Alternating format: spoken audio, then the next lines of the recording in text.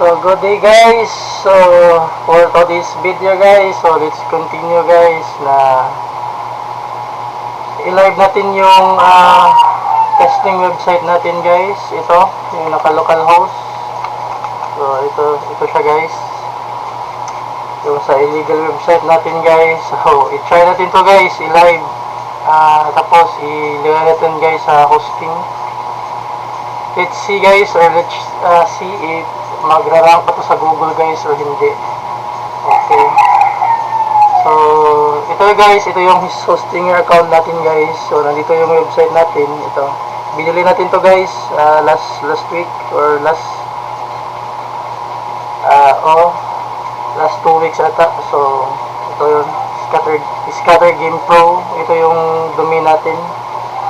So click natin tong manage guys. Tapos manage website dito guys. So wala pa tong guys, wala pa siyang WordPress guys. So ang gagawin natin is i-auto install natin siya sa WordPress guys. Yan, click natin siya dito guys. So may different kayo guys platform na pwede nyo piliin guys. So WooCommerce, Joomla, depende yan kung anong gusto nyo guys. So sa akin WordPress tayo guys. And we will make our guys live PC guys ba, Scatter Gaming Pro. Ano yung natin guys, Scatter Game PH.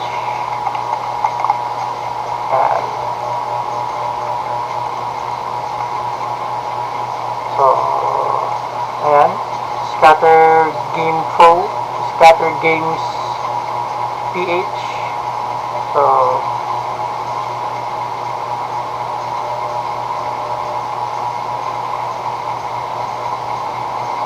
nag-loading siya guys. Balik tayo dito guys. Balik tayo.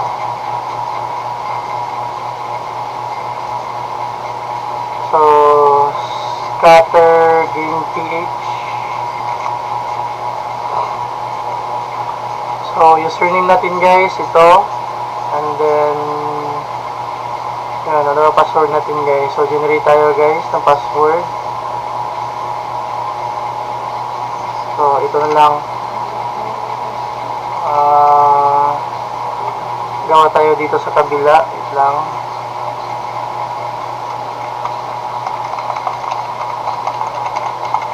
Password generator. Yan. Copy natin to. Yan. Yan yung username natin guys.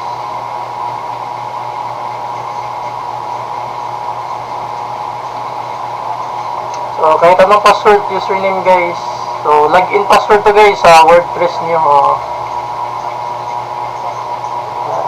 So generate tayo. Pa-generate natin yan. Ito. So ito yung password na generate ko guys. I-save natin yan kasi baka mawala yan guys. Only Latin letters.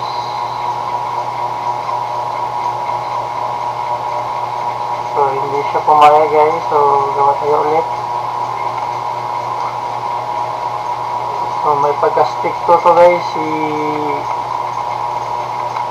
Ayan, okay na to. Ayan. So next lang guys.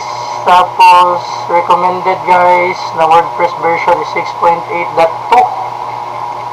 Oo, tapos English. So PHP point to update only to minor version. Ayan, so install. So wait lang natin yan guys. Wait lang natin siya.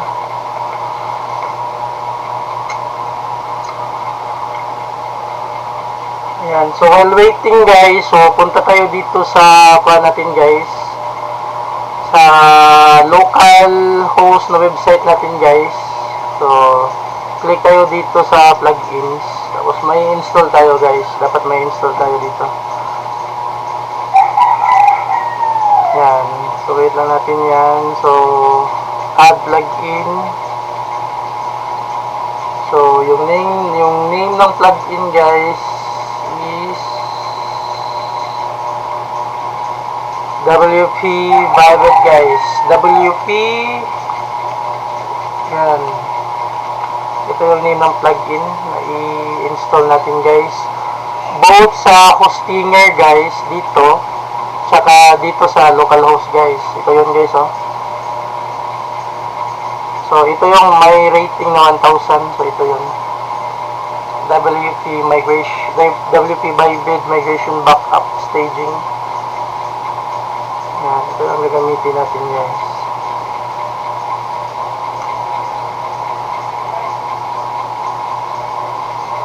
So ito guys, check natin dito. Back tayo sa Hostinger guys. So ito, may icon na tayo guys oh.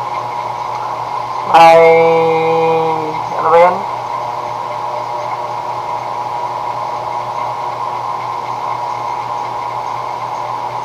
Ayan.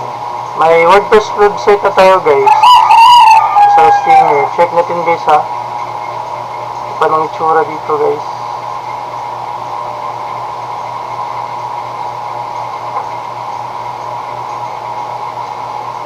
So ito yun. Ito ata yun.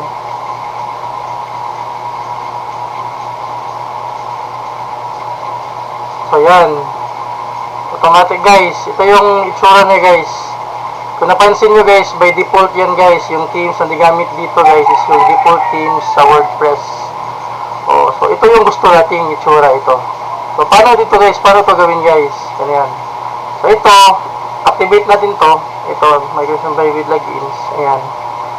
Tapos dito naman sa Hostinger guys, ang gagawin natin dito guys, lagyan natin yung pa natin guys, WordPress login. Ayan. So ito, lagyan natin yung ginawa natin username kanina guys. Ayan. Lagyan natin yan. So yun, meron na dito guys. So ang gagawin din natin dito guys, punta tayo dito sa plugins. Ayan, mag-add plugin tayo dito guys. Tapos WP by Bit. Yan, yung in-install natin dito sa localhost, dito, na plugins, ito rin i-install natin guys sa Hostinger. Ayan. Activate. So, doon tayo guys, after naman sa migration natin guys, tatanggalin natin itong mga plugin na to guys. Yan. Kung para naman, hindi naman siya parang yan, sa file size ba, baka mag-apekto to guys sa loading speed yan. I-remove natin yan after. So dito guys, sa localhost, dito, yung makita nyo yan, localhost yan guys. Yan. Diba may dito guys, ito yung localhost. Yan. Ito yung sa Hostinger. Yan, ito yun. So ito yung itsura na gusto natin guys, katulad ng localhost. Kaya ang gagawin natin dyan is magbaback tayo guys, database plus WordPress file. Yan, ito guys ha. Tandaan nyo to guys. So save backups to local desktop sa computer nyo guys. Yan, backup now. So wait lang natin siya guys.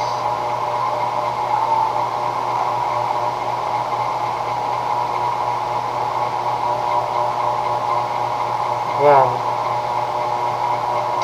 So, ang goal natin dito guys, itong file na nasa localhost guys, i-migrate natin to dito sa Hostinger na blanco yung website guys. So, kung titingnan nyo dito guys, blanco yan, naka-blanco yan, oh.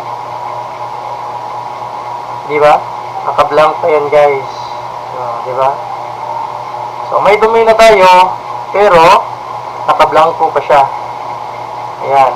Ito gagawin natin. Ito yung pan guys sa backup natin guys. So dito naka-save. Ayan.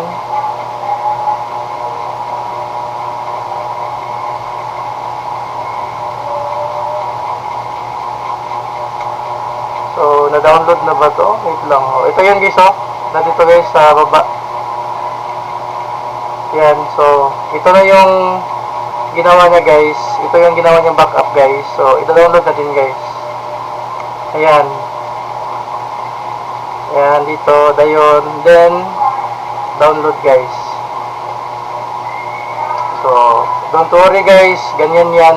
So, ito yung importante guys. So, ito na yung file guys. Ito, naka-zip file na yan.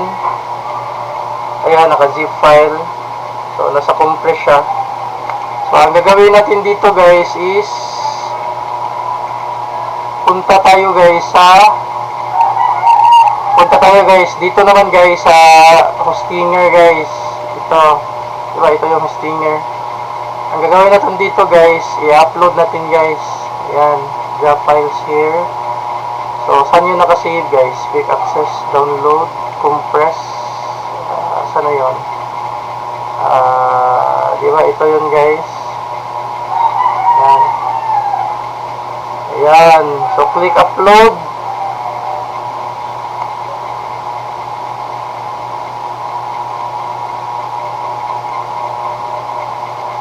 So, hindi yun na-blank yung video guys, no? Wait lang ha.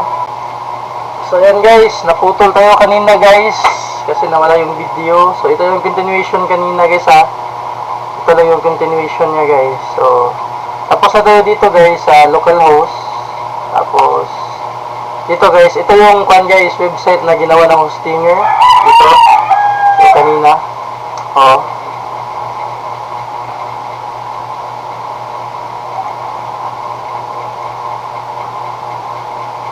Yan guys, your upload is completed. So, na-upload na natin kanina.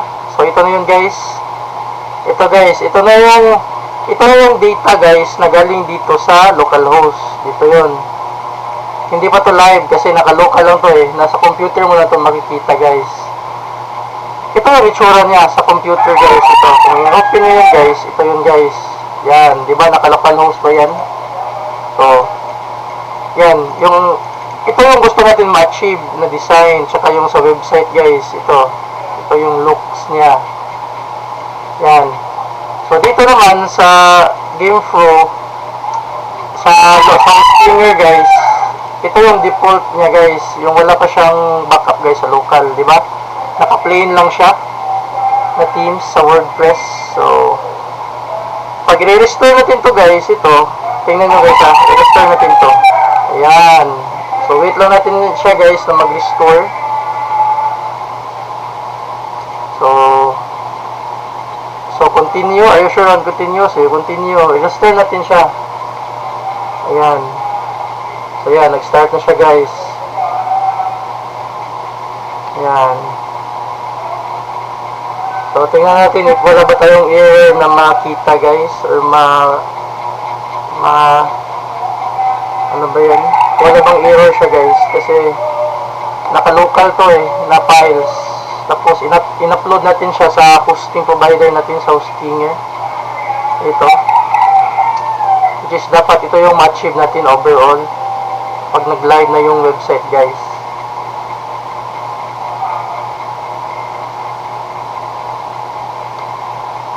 Yan. Wait lang natin siya mag-restore. So, nasa 92% na siya. Yan.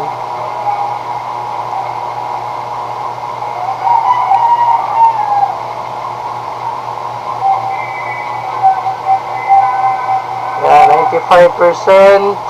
5% na lang guys.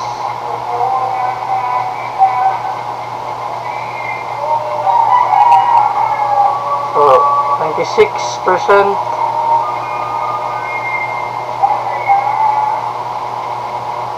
So, 97. So, wait lang natin siya. So, matagal-tagal to guys kasi ilang MB to eh. So, pwede pa kayong magkape guys. Ayan. So, depende talaga to sa website guys. So, mas maganda talaga if guys. So, ayan guys. Restored, completed successfully. Okay, 100%. So, yan. Kung napansin nyo guys, pinapalagin na tayo dito guys. So, i-try natin yung kanina guys. I think dito gagana. Try natin guys ha. Diba guys? So, hindi siya naka-register sa site. So, yung username natin dito guys, yung dito sa register natin, same lang dito guys. Tara, try natin ha. 1, 2, 3. Diba guys? Ito na yun guys. Oh. Ang problema natin dito guys, check natin. Ayun. Ito guys, okay na guys. So try natin guys sa incognito.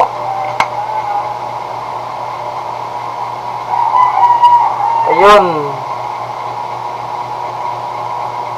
Ayun guys. So okay na guys.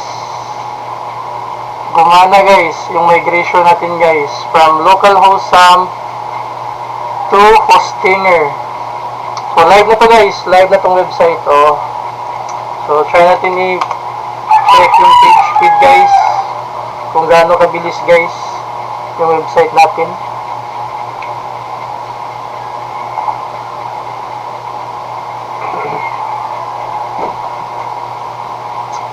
So try natin siya i-check. So ito guys, oh. Diba guys? So hindi siya nasira, walang gas-gas guys. So blanco ko to guys, blanco pa dito. Yan, mga blanco yan guys. Inuna natin yung homepage. Ayan.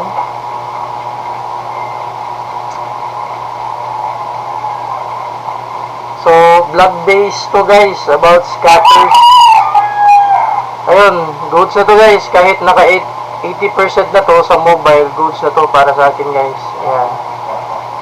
So ang next natin gagawin dito guys, dapat guys, hindi pa natin to i-index guys. Oo, bawal pa itong ma-index. Yan, so ang gagawin natin dito guys, punta tayo sa settings. Yan, settings tayo guys, tapos sa writing. Ayan, sa reading. Yan, naka-discourage yan guys, oh. Make sure guys, naka-discourage for website guys under development. Make sure guys, naka-discourage to guys.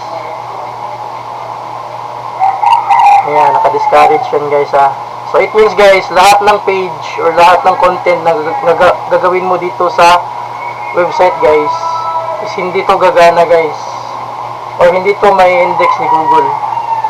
Oh, hindi to may index guys. So ito guys, pwede tayo guys, dito na tayo mag-edit, continue. So no need na tayo gumamit dito guys ng localhost. Yan, wala ito guys, hindi tayo dito gagamit, dito na tayo gumawa guys. Ayan, dito na tayo gagawa. Ayan. So yun lang guys, ilang minutes lang yun guys, yung sa kuha natin, sa ano ba yan, yung pag-migrate natin from SAMP localhost to Hostinger websites. Diba? Ang dali lang guys, using WP Bybit guys, backup na plugin lang yung gagamitin natin guys. Yan, so pwede na ako dito guys mag-update. Dito na ako mag-update guys sa site talaga, sa live site talaga ako mag-update dito guys. Ayan, so pwede ko na itong palitan. Mag-add ako ng mga pages dito guys. Ito, mga pages natin dito guys, lalagay natin dito. So palitan mo lang natin to guys, yung mga dapat palitan dito guys. For example, ito dapat naka www to guys, HTTPS, sabi na nakalagay HTTPS, www.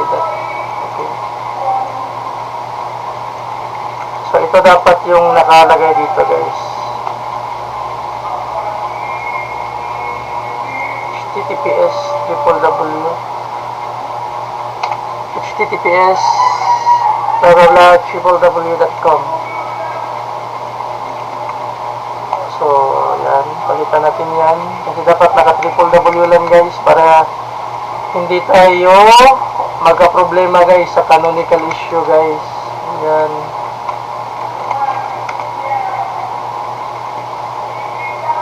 So, ma-redirect naman siya guys. So, okay lang. So ayan, save changes. Ayan, so try natin i-visit kung okay na ba guys.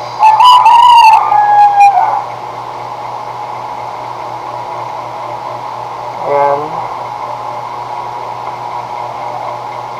So may tagline tayo dito, may logo na tayo. So nakuha rin niya guys. Ayun, so punta din tayo dito guys sa permalinks. So dapat yung permalinks natin guys is naka-post name tayo guys. Ito yung dapat guys, naka-post name.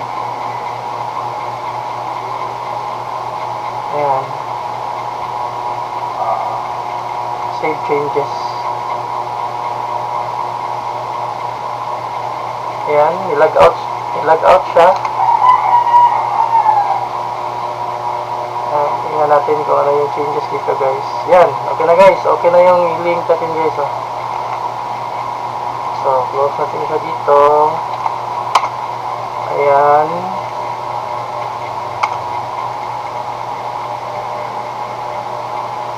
So, yan. Nakapanalagay. Post name na yung mga link guys. Yan, naka-post name na yan. Lahat.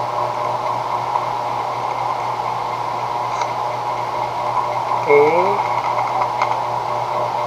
So, mga test vlog pa to guys. Ito, mga test vlog pa to. So,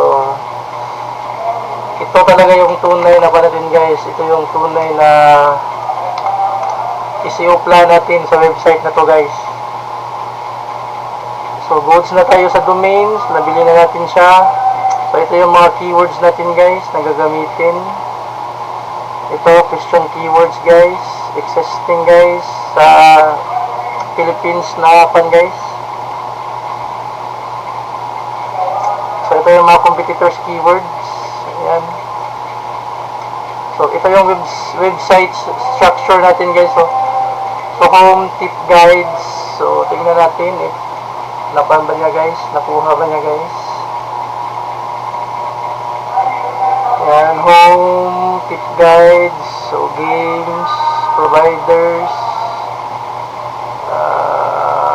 I think tatagalin na itong scatter management. So I think sa providers natin to ilagay. So i-subheadings natin to guys. Ayan. Ano pa ba? News, tip guides. So search button.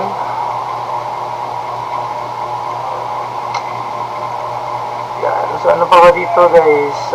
Home. Ito, games, game providers, news. Ayan.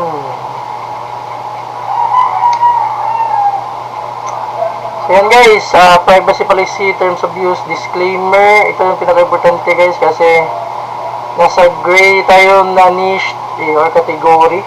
So gambling tayo na belong. So make sure meron tayo dito guys. Mga privacy policy for the game scatter guys. Hindi natin to. Ayan, responsible gaming policy for scatter games, terms of service.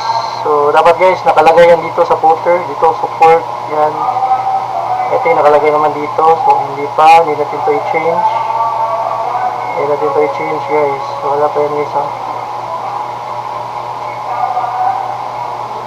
Yan. So yun lang guys. We're done with the fun guys. Website migration for SAMP localhost to Hostinger. So thank you so much guys. Mag-update ako next video guys. Thank you so much and have a nice day.